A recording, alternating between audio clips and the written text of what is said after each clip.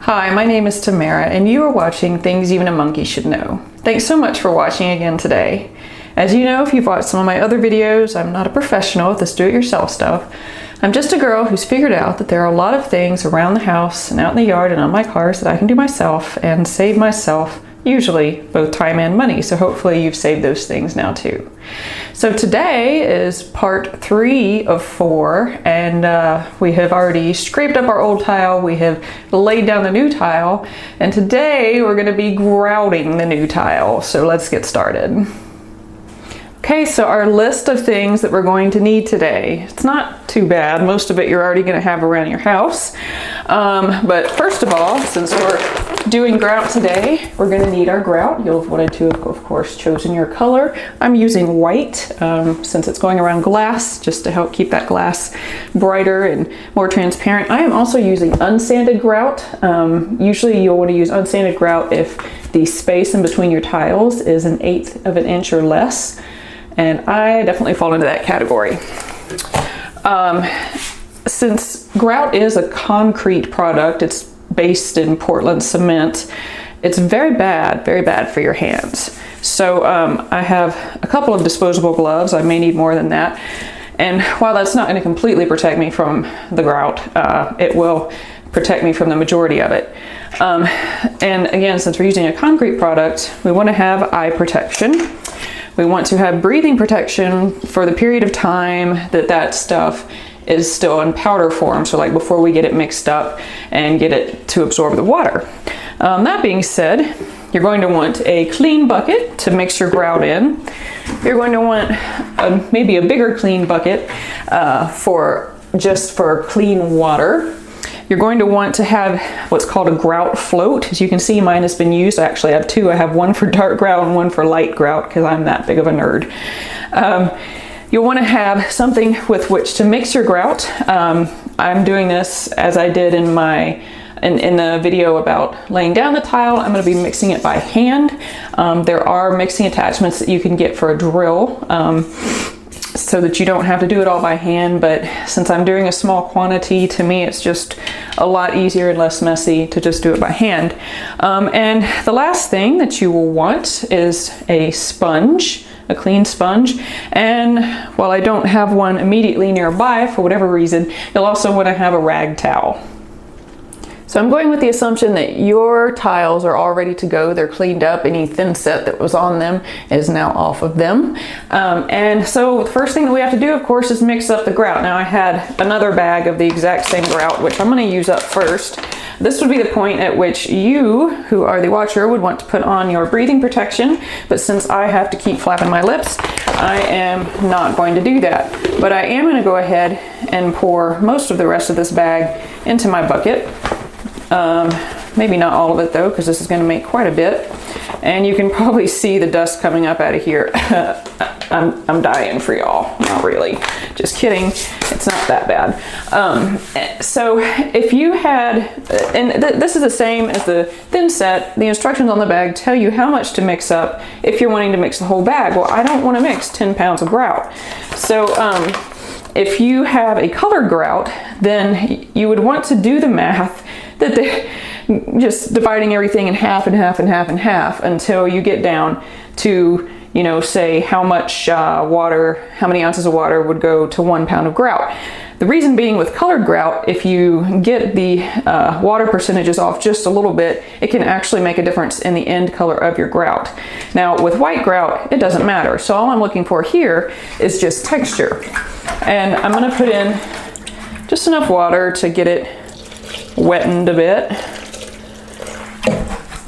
And I'm going to mix it around. And the texture that I'm looking for, and grout, by the way, well, it's dry. Never mind. The texture I'm looking for is a little bit wetter than peanut butter. So if you watched the video on laying the tile, you saw that we wanted a peanut butter-like consistency for the thin set, and that's about where the grout is right now.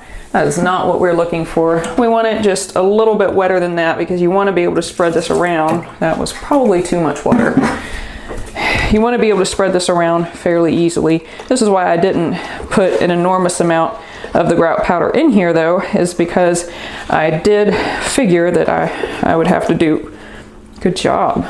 I just splattered it now too. I figured I'd have to do a little bit of back and forth to get my texture just right.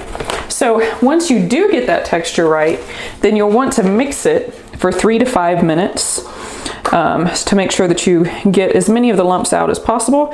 And then you want to let it set for about 5 minutes. And again, it's like with the thin set, if there are lumps in here, which this is looking like it's going to be lumpy, if there are lumps in there, they will soak up any additional water in that 5 minutes.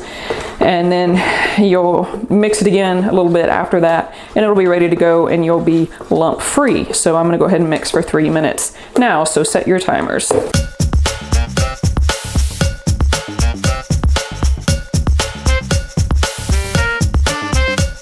So I know that you guys waited the appropriate amount of time before doing this, right? So at least 24 hours for your thin set to set. I actually, being the paranoid person I am, waited more like 72. But that's 24 hours is the minimum. So as you can see, I have something back over my center drain because I don't want grout to accidentally go down there, and while it doesn't fit tightly, it's so I can move it around and get my shape right around this drain. And what I'm going to do is I'm going to put on my gloves. This would be the time to do that, because even though I'm going to try not to get grout on me, there's still a good chance that I'm going to. So also you will want to have your safety glasses on at this point, or your goggles, because we are going to be working with the grout. It could potentially, my timer went off, so I am mixing it for 1 more minute just to make sure that any lumps that were in there get completely mixed in. And you know, since we're going to be working with this, it could potentially splash up and get in your eye. Concrete based stuff in your eye is never a good idea. So what I'm going to be doing is slopping it out, and I'm going to be working from the outer edges in, and then once I get to this drain area, I'm going to be working from the drain out.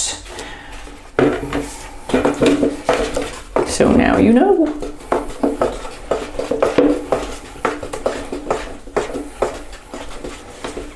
And what I'm going to do is I'm just going to take it and I'm going to slide all the grout across here. I'm going to work as much into the I'm just going to work it all in, and then I'm going to pull off as much of the excess grout as I can, just so you know what we're doing.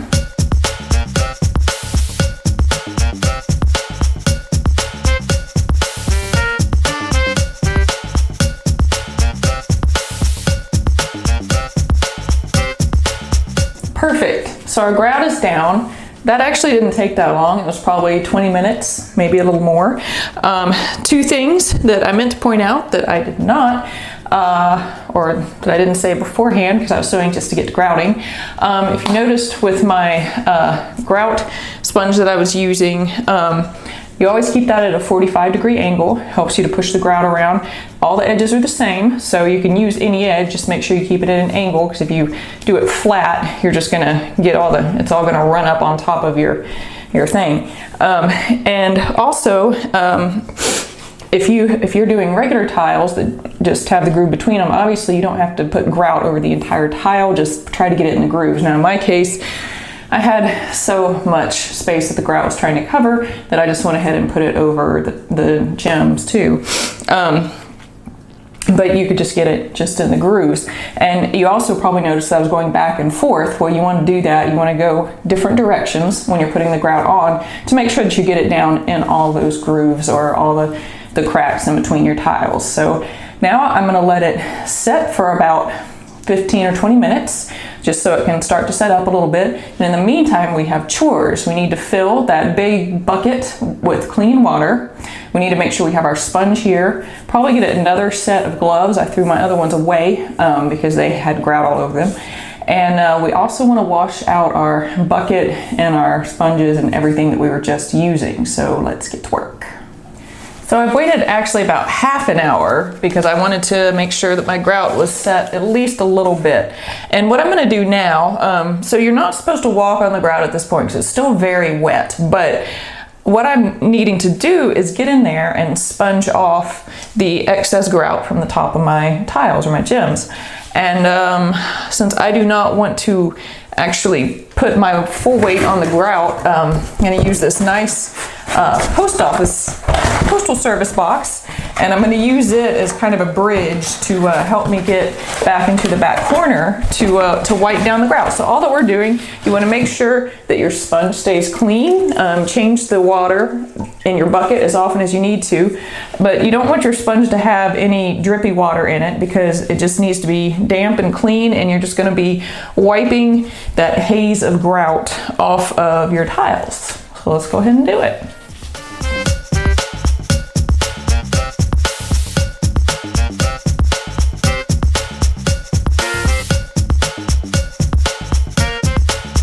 So that was a pretty good first round of getting the grout haze off of the tiles.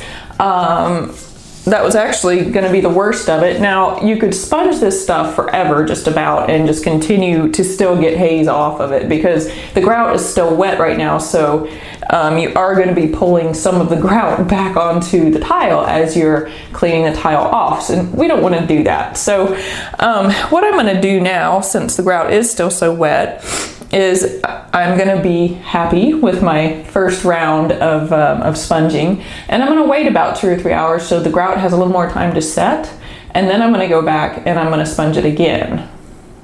So here we are a couple of hours later, and everything is all foggy again, so I'm just going to do exactly what I did before and still use my box bridge to get myself to the furthest corner back there. And I'm gonna wipe everything down. I changed my water, and I'm gonna wipe everything down with a clean sponge again.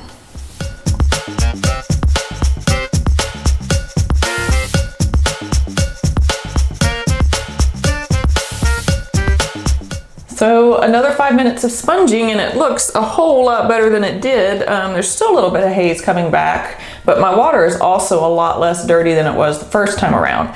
So the grout is still, even though it's set somewhat, it's still very squishy and should not be walked on.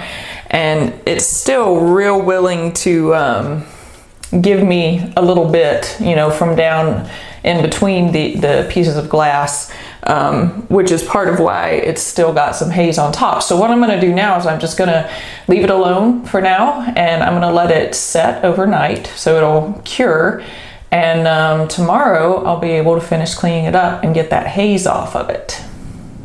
So we're about 24 hours later now, and as you can see, the floor is looking pretty good. There's still some grout haze on it though, but the grout is set enough that I can actually walk on it. Now, it's not, of course, ready to be coated with the final finish, the sealer yet, but I can get my final haze of grout off of it. So what I'm going to do is I'm going to use this terry cloth rag, and I'm going to go in and I'm just going to wipe down all the tiles, and then I'm going to use my shop vac, and I'm going to suck up all the dust that I will have just loosened up in there.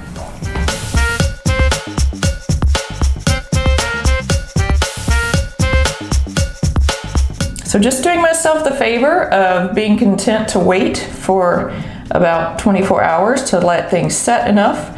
I saved myself a lot of trouble trying to wipe the grout haze off over and over while the grout was still damp. So this was a way easier way to do it. So that part of the process was probably about the most exciting part. Well, never mind, all of it's been exciting, but once you get the grout down around your tiles and they really start to look like a floor or a wall or whatever it is that you're putting them on, rather than just a whole bunch of individual pieces of things, they now look like a whole thing. So that's pretty cool when that happens. So this floor, as you can see, the grout is finished. I'm really happy with how the grout job came out, which I should be since I did it. And I hope that you saw it really wasn't hard to grout at all. It really didn't take any time. The majority of the time probably was spent mixing the grout and waiting on it to dry or set so that I could get the grout haze off. So I'm gonna let this cure for probably about 72 hours before I go to the next step, which is next week's video, which we'll be sealing the grout and doing the finishing touches around the edges of the shower to make it shower ready or water ready. So I hope you enjoyed today's show, and maybe it gave you some ideas for grouting or helped you out with grouting. Thank you very much for joining me today. If you haven't subscribed to the show yet, please go ahead and hit that beautiful subscribe button on that side of the screen. And thank you very much to everybody who has already subscribed. And by the way, if you like the show, please don't forget to share it with your friends and enemies too, or just everybody. So I hope you all have a great week, and I'll see you again soon.